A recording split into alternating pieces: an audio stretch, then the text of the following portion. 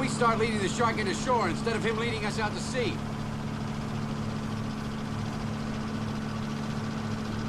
Grab a couple of poles, okay? Hang on now, we're going round. Get to starboard. Easy.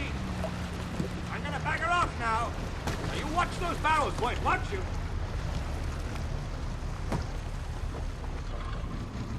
All right, gentlemen, snag 'em.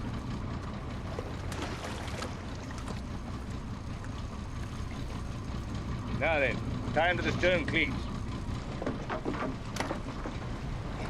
Brody, figure eight around the cleat. That's right, it'll lock itself off. Give him room, Brody. Clear him. Oh! Clear the line.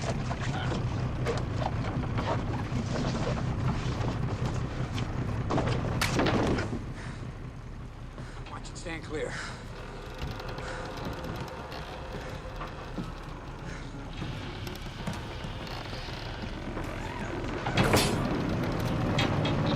Stand away from those stern cleats.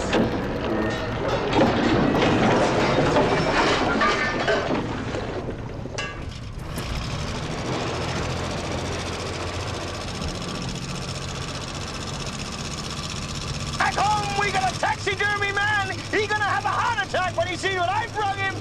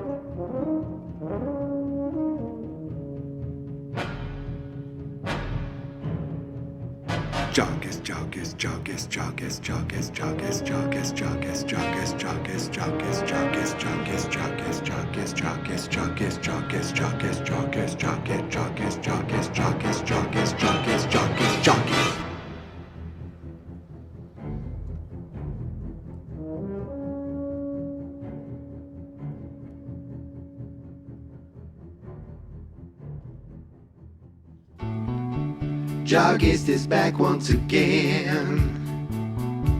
Jaws is 50, so I thought, my friends, for you to come with me as I go back to Amity. A 31-day podcast, talking 4 minutes of Jaws each day. It will be another month-long show for me, and I hope to see you there, 'cause JAWGUST is back again.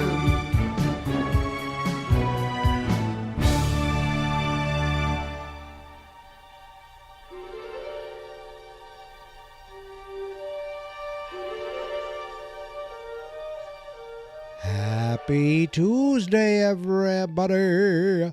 It's Tuesday, JAWGUST 26th, which means it's the 26th day of JAWGUST and the 26th day of Golden JAWGUST. What does that mean? That means for the 26th day in a row, I'm here talking about 4 minutes of Jaws to each and every one of you. I thought I was going to do the show earlier, and then I didn't. Now, it's still earlier than it was yesterday. It's only a little after 9 p.m., so hopefully I'll get the show done earlier, get the show up to you earlier, and get to bed at a somewhat reasonable time, because I need my sleep. I was, when I work, I'm fine, but when I sit outside and just take my book, which I guess it's my fault for trying to read instead of talking about Jaws or watching Jaws or thinking about Jaws, but all of a sudden I just doze off.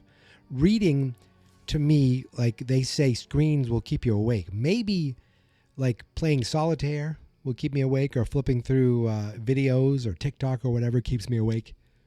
But once I start reading, I start falling asleep. And it's good for sleeping. It's not good for reading. I wish it was the opposite. I wish reading kept me awake, but then I just read and read and read. But you know what I'll probably never read again, I think, is Jaws. There's not a lot of books I reread. I've read Jaws twice. I've read some of the Harry Potters more than once. I've read The Hobbit twice, and that I want to read again. That was like one of the first books where I was like, I enjoy reading. But I am not sure if I would read Jaws again. It's like Jaws, the book, it's a great book. But it made such a wonderful movie that improved upon the book. I'm not saying, it changed and it did this. No, it improved upon the book. It took a great premise and a great story with good characters and gave us a great premise with a great story and great characters. That's what this movie did, and that's why I don't feel the need to go back and read the book again. And if I did, I'd fall asleep.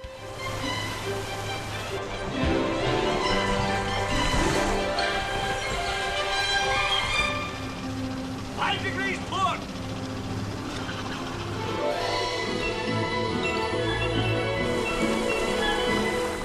All right, hold your course. So that's how this moment starts, where here's the thing about these 4 minutes. I feel like nothing major happens. I feel like we're in between things happening. Like we're in the midst of action when it starts. We're in the midst kind of pretty much of the same action where it ends. It's not like we've left a scene. We don't have anything that ends in these 4 minutes. It's just kind of a moment in time that we're stuck in the middle of. And to be honest, you could put this 4 minutes on and you pretty much get a sense of what this movie's all about. Really, if you put the 4 minutes on of them in the Orca, the night before, you put the 4 minutes on of them at the council meeting, you may not know everything that's going on, especially the Orca. You'd be like, oh, these are just 3 guys on a fishing trip. But these 4 minutes right here, you'd be like, oh, these guys are out there to kill that giant monster of a shark that also wants to eat them. So what I love about this beginning part is, first of all, the music, that jaunty music again. It's so great. And I like how Quint's like, 5 degrees, hold your course, 5 degrees port, hold your course. And he just looks so cool hanging out at the end of the pulpit with his harpoon gun. It's like in this scene, they're enjoying themselves. They're into the hunt. They're like, we're going to get this fish. We're doing it. It's working. You see the barrel going, and Hooper is like, you see him start to smile. Like you can see him into it. He gets this big smile on his face. Then you see Brody smiling too, like we're getting him. We're like getting somewhere. This is working. This is awesome. And then they go and they catch up and they hit the barrel, and then the shark comes around, and that's when Quint puts another harpoon and another barrel. And Brody's like, well, shit, I'm not doing anything. So he takes out his service revolver and he just empties it into the shark.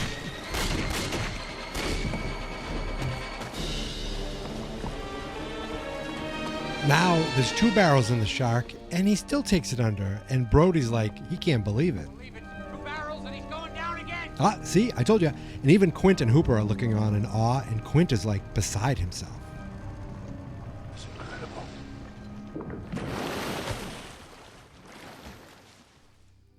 That one word and the way Robert Shaw delivered it told me so much about what he's seeing with this shark. He's been doing this his entire life. He was in one of the, worst shark disasters, ever recorded, maybe the worst, especially with the military in the USS Indianapolis. He has seen it all, or he thought he's seen it all, until he's seen this. And it's like, he's just like, it's incredible. Like he's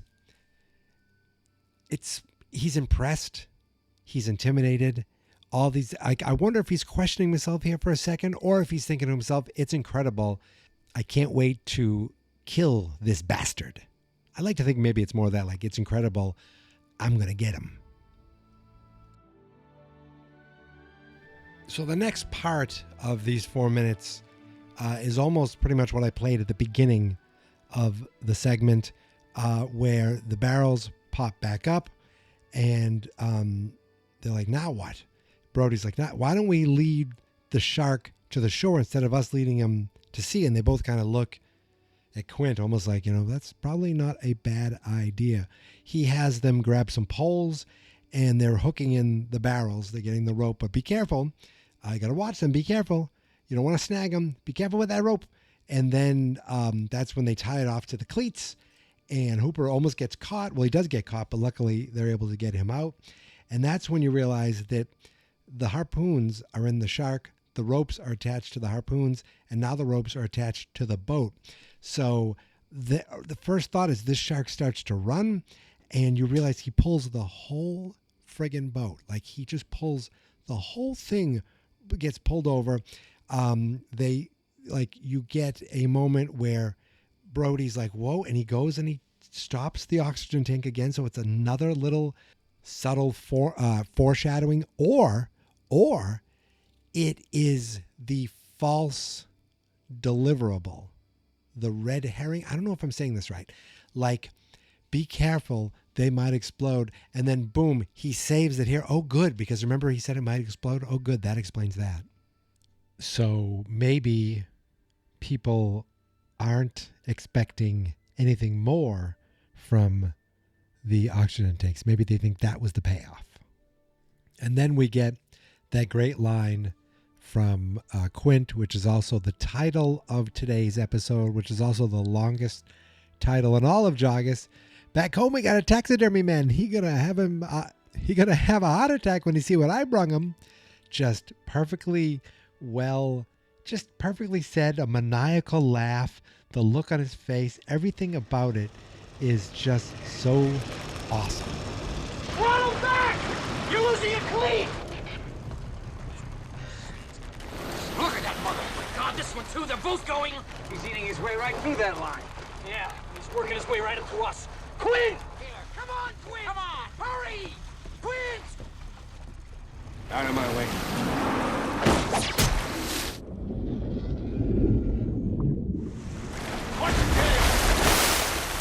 Oh, and that's where the segment ends. It ends in a splash. So the shark is pulling the boat, and Hooper's like, you gotta fall back. You're losing your cleat. And then the shark starts like eating the rope, and I love Brody. He's like, he's eating right through that line. And Hooper's like, yeah, he's eating his way right towards us. And then they're like, Quint, get over here, because Quint's up at the helm. And I love the way Hooper's like, Quint. And it just reminded me of Luke Skywalker. Oh, where could he be? R2, when they were in the trash compactor. I don't know, the way he screamed, it just reminded me of that. They're like, Quint, get over here. He's like, get out of my way. Takes his harpoon gun, puts another one, bam, gets right in the shark. You can hear we actually see the shark under the water with the harpoon sticking out of him. That one I feel like affected him a bit. You get a big splash while Quint's just standing there, like pretty nonchalantly getting splashed, and that's where the segment ends. So as I said, like, you don't get any real resolution. This is just a continuation of things that have been happening. It picks up with them, chasing the barrels. It ends with them putting a barrel in. There's a few fun moments in between, a few shark shots of the shark eating the line. You got Quint's great line about, the taxidermy man. I also love his incredible, and Hooper fast fish. Quint, you got Brody shooting at the shark. So a lot of things happen, but it's not like this major, this major moment happens, this memorable moment. It's all memorable because it's Jaws, but it's not like, oh, that's when that big thing happened. No, not in this segment here. The biggest thing is Quint's line. To me, that's the biggest thing of all. And I guess the shark eating his way up the line. Those are the two big things. And that's kind of it. That pretty much sums up the full 4 minutes there, but I don't want to leave yet. So let's talk about a toy. Jaws. Jaws. Jaws. Jaws is the game where you try to fish out what's in the jaws of the great white shark. I'm going for the camera. Made it. But be careful, because if you remove the wrong piece, the jaws will get you. And you're out. Jaws. It's you against the great white shark and each other from Ideal. Act now and we'll throw in a tiny little Alice Kittner body. The game of Jaws. They don't say it in this commercial. They just say Jaws. But this actual toy is called the Game of Jaws. Now, it came out in 1975, produced by the Ideal Toy Company. I sort of kind of remember there being a toy. I don't think we ever had it. My brother would have been 2 at the time. I would have been -1 at the time that the movie came out. And by the time we were old enough to play with a toy like that, they probably already didn't. And maybe there was a Jaws 2 toy. I don't know. They probably wouldn't. My parents wouldn't have got it. I don't think. It might have been something where some of the older kids that I knew might have had it. Maybe Chris, did you have it? Mike, did you have it? Eric, did you have it? You can send me a note. You can send me a comment, or maybe we could talk about it another time. I'll just say that. Maybe we could talk about it another time. Ooh, there's still a whole less than a week left, but there's still time to talk more Jaws, and I'm not going to do it alone. I promise you that. This is not going to be a solo show the rest of the way. I'm looking forward to, I don't have much planned. I have something that I want to record on Saturday. I say it like, you ever hear like sports reporters or like the guy who does the Red Zone? They'll say like Saturday. It's football Saturday. And there's a little bit of a lisp. I've got the sports reporter's lisp. Saturday's coming up here, guys. Sorry, I didn't mean to go off on a tangent, but I have a couple things planned on Saturday. One for the Saturday show and one recording Saturday for the big grand finale. I have something else planned for the finale. I am looking forward to the end. I shouldn't say it like that. I'm not looking forward to the end, but I'm looking forward to that last day. I think that'll be a fun day. But in the meantime, I don't plan on, going the rest of the way alone. That's all I'll say. So I'm looking up on this Game of Jaws, and it says it's a rare collectibles item. Now it features a plastic great white shark as well as 13 junk pieces. The junk pieces are things like tires, human skulls. Oh, interesting. The game was also released as Sharky's Diner many years later. Are you kidding me? So, wait a minute. Let me look this up. Sharky's Diner. It's the exact same toy made by Ideal, but it looks like kind of current. This one box I'm seeing looks like it wasn't that old. And so maybe, I'm guessing they had the toy. They had the mold, but they didn't have the rights to Jaws anymore. So now it's Sharky's Diner. Why did they call it Teeth or Shark Attack or something? I mean, that's very dumb. Now, even though this Game of Jaws is a rare collector's item, I would think today, you can actually buy brand new versions of the Game of Jaws for the Jaws 50th anniversary. And let me tell you, this, as much as that one is a nostalgic collectible, this, with the name Jaws on it, I mean, that's the only tie-in. The shark looks nothing like, our shark. It's like a shark, not the shark. This Game of Jaws looks incredible. It's the exact same premise, except everything looks a little less cartoony and more like miniature replica, including the shark. You get a hook. You get a 15-inch shark Oh my goodness, you get a bunch of junk, including a skull, fish bones, a boot, an anchor, a lantern, a glove, and more. Fun for the whole family. I would agree. And it is branded Jaws, and the shark looks like our shark. As I said, it says it's you against the great white. One wrong move and the jaws go snap. Oh, I would love, now that game I would play. And I don't know how much the original Jaws, the game of Jaws goes, but this new one that just came out is $60.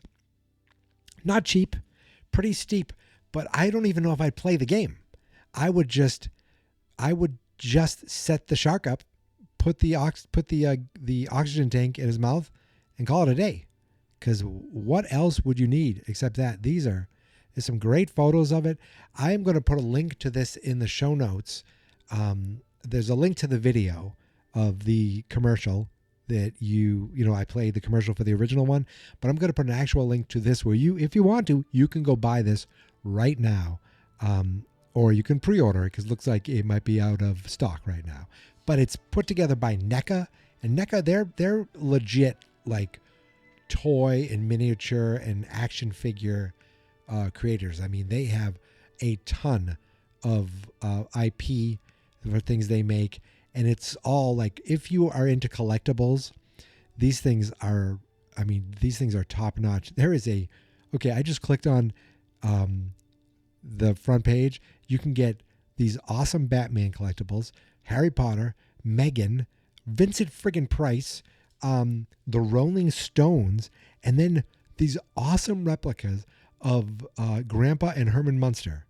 I don't know where I'd put it, but I want to put it someplace. Oh, all the Chucky dolls. Oh, Lilo and Stitch. I mean, there's tons of stuff. Ninja Turtles, anything Batman, as I said. Alien. Oh my God. I look, if we did buy a Powerball ticket, if I were to win Powerball, I wouldn't care about gold, toilets or, having 5 houses. I want the Bride of Chucky 1-to-1 replica life-size Chucky for $400 available on this NECA website.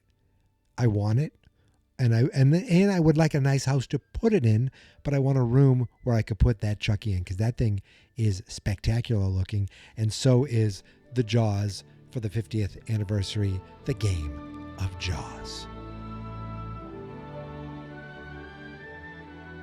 So I think that's it. I think we did it. This is one of the shorter ones, I'll say, but I had a feeling it would be. Just when I watched the segment, I was like, well, how much can I talk about this? Am I going to give the history of taxidermy men? Talk about the top 5 taxidermy men in Martha's Vineyard and go through their Google ratings and Yelp ratings? No. I thought at first I was like, let me find an old commercial, something to play at the beginning. But I was like, I haven't really done that with Golden Joggers. It's all been clips from the 4 minutes of, each day. But I was like, wasn't there a Jaws toy? And that's what led me down this rabbit hole of seeing the Jaws toy and then realizing, there's a new one. And that new one is, it is beautiful. It is, if you have $60 and a shelf to put a shark on, I highly suggest clicking the link in the show notes and checking that out. So, as I said, this is the last Tuesday of JAWGUST. And I'm really not sure how Monday and Tuesday are going to be next week. There's always that weird moment where you think you forgot something. You're like, wait a second. And then you realize, oh, wait, no, there's nothing. And for those of you who do somehow enjoy my voice, even though Geek Mentality will be going dormant for a couple months, I will be back December 1st, once again, for a sitcom, All Ye Faithful. Or should I call it sitcom All Ye Fiveful? Oh my God. It is year 5 of that. Wow. Wow. But that's not till December. After this show finishes, I feel like the thing I'll be focusing the most on, besides Fine Movies, Fine Spirits, with Chris and Dave, but for my solo podcasting, the big thing will probably be my Stranger Things podcast, because I have this whole project going where I'm rewatching the fourth season 10 minutes at a time. Very reminiscent of this, except I've been doing that for a year and I'm only 3 episodes in. So I need to get a rolling on that to complete that rewatch in time for the 5th and final season, which is at the end of November. So I have a lot of work to do. But if you like Stranger Things, or if you just like hearing my voice, come on by. Check it out. StrangerDangerPodcast.com. It's all part of fansnotexperts.com. Other than that, there's also, I want to get Reaction Comics back up going. That's my Superman comic podcast. And I haven't done Slash, my horror movie podcast, in quite some time. I want to bring that back to life too. God, golly goodness. I feel like the priority has to be Stranger Danger, though. So that's going to be the big thing, probably for the rest of the year. That's going to be the major thing. But of course, I also will be doing a weekly Patriots podcast where I just hit record after every game and talk about the Pats. That's called Patriots Afterthoughts. I feel like I'm giving my credits because this is over. It's not. I'm just trying to pat some time. I don't want this to be that short. JAWGUST isn't over. JAWGUST is back tomorrow. So, okay, enough talking about these other podcasts. Let's focus on giving more JAWGUST to you tomorrow and Thursday and Friday and Saturday and Sunday. I can't believe it.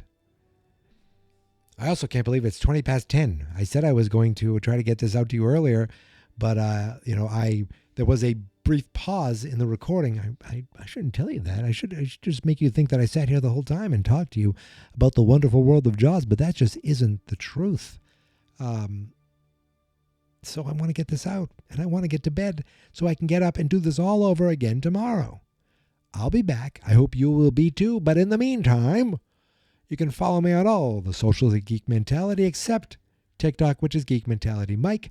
The Facebook page is Fans Not Experts. The YouTube channel is Fans Not Experts. That's because the website is fansnotexperts.com. I will be back tomorrow. I know you will be too. I'm not even going to hope. I'm not going to wish. I know you will be. But until then, thank you for listening. Thank you for subscribing. The beaches are closed. And here is my theme song. This is my podcast. I made it. Geek Mentality's what I named it. And I think you should listen and subscribe, 'cause I'm kinda funny and awesome. I think that I'm worth your time, and I'm kinda handsome. My mom says, please listen and please subscribe. At least listen to this episode. Fans Not Experts.